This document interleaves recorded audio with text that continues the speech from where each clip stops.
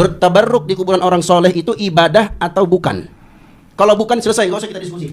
Dan perlu untuk diketahui, Al-Imam Ahmad bin Hanbal, ya, sebagaimana yang diceritakan dan dijelaskan oleh anak beliau Abdullah di dalam kitabnya Al-Ilal wa Ma'rifatur Rijal. Al-Ilal wa Ma'rifatur Rijal itu kitab karya anak Imam Ahmad bin Hanbal yang bernama Abdullah, ya. Beliau berkata, sa'altuhu 'anil rajul, ya, saya bertanya kepada ayah saya mengenai seseorang yang masuk mimbar Nabi sallallahu alaihi wasallam wa yatabarraku bimasihi wa yugabbiluhu wa yaf'alu bil qabr.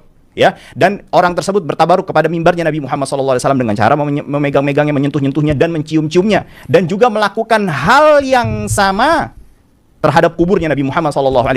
Gak iso, kuburannya kan Nabi dicium, gak iso, dipageri kok. Tahun berapa Imam Hanbal itu? Ditembak 2 lapis, mulai tahun 90-an Hijriah, bukan 90 Masehi, Hijriah.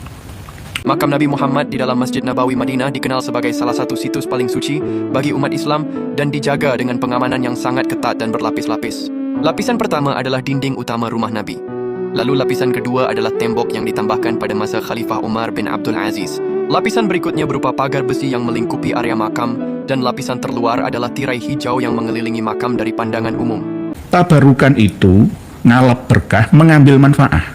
Ziyadah al-khair, semakin bertambah kebaikannya, kemanfaatannya. Itu namanya barokah. Itu ada pada apa dan siapa saja. Tabarukan dengan air, ya nggak perlu air ini kita sembah-sembah, kita hormati, nggak perlu. Semuanya Allah menciptakan segala sesuatu itu tidak ada yang sia-sia. Rabbana ma khalaqta hadza batila subhanaka faqina adzabannar.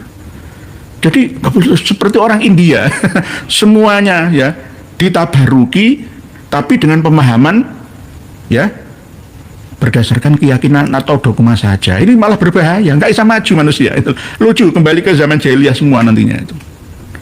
Misalkan ada terumpah Rasulullah SAW, ya kalau asli nggak masalah. Ada rambutnya kanjeng Nabi SAW, ya kalau asli nggak masalah. Kalau palsu, tabarukannya di mana nilainya? Apalagi ketika ada acara makan atau minum darah Rasulullah, kan ada itu ya.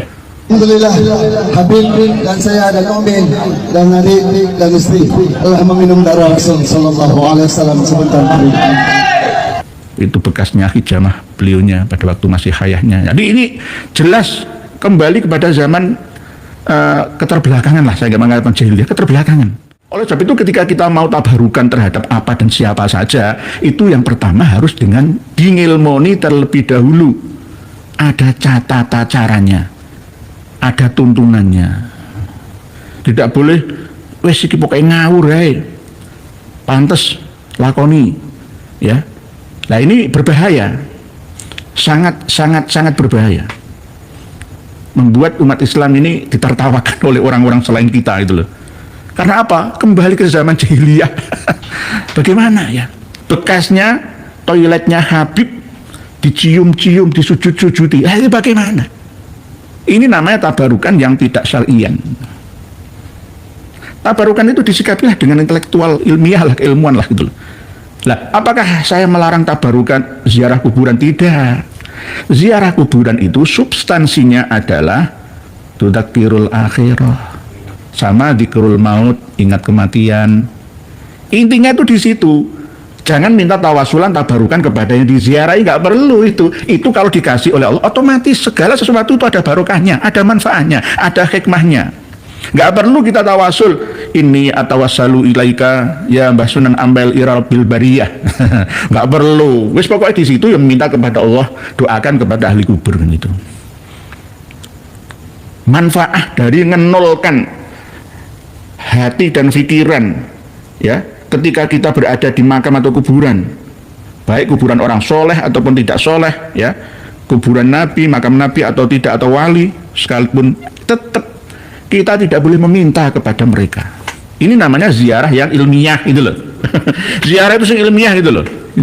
Jadi saya itu kadang-kadang tengah malam itu ziarah ke Mbah Sunan Giri. Tujuan saya apa? Mengingat kematian dan mendoakan beliaunya, sekaligus meniru, meneladani perjuangannya, ilmunya, kebaikannya, ya kan? Itu yang saya maksud itu. Dan saya kepada Allah agar diberikan, ya, kelebihan seperti beliaunya terhadap saya, walaupun tidak 100%. Dan saya berdoa seperti itu ya, saya mohon pada Allah.